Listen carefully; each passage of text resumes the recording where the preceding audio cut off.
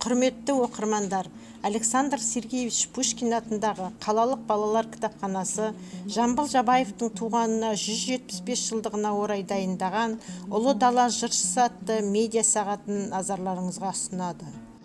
Великий казахский поэт, певец, сказитель, жырау Жамбыл Жабаев родился 28 февраля 1846 года у подножия гор Жамбыл в семье уважаемого кочевника Жабая.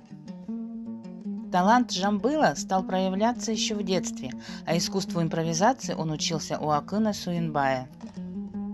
Долгая творческая жизнь Жамбыла началась в 70-х годах XIX века и всегда несла в себе дух гражданского долга.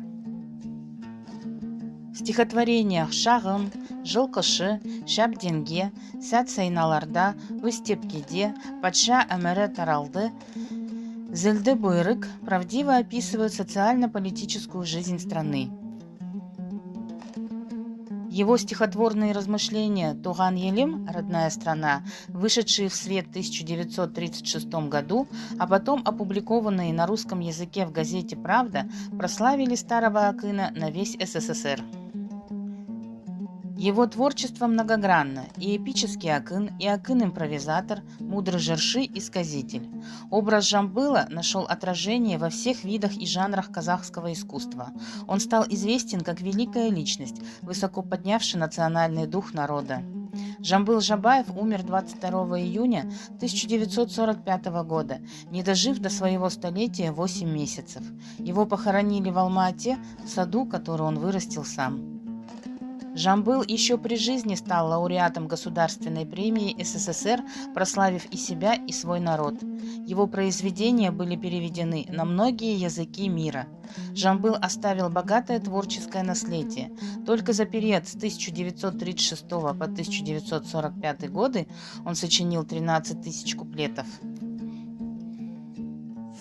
Қақаған, қараралас соғып боран, елүрей, көк найзалы жау торыған. Байғара, Жамбыл ханда мен туыппын, Жамбыл деп қойылыпты атым сонан. Ел үркіп жүрген кезде күні-түні, сараяз көш жөнекей боран күні. Қар жауып, мұзға түскен Жамбыл екем, жұтынып, суық ауа шыққан үні. Ленинградцы, дети мои, ленинградцы, гордость моя. Мне в струе степного ручья виден отблеск Невской струи.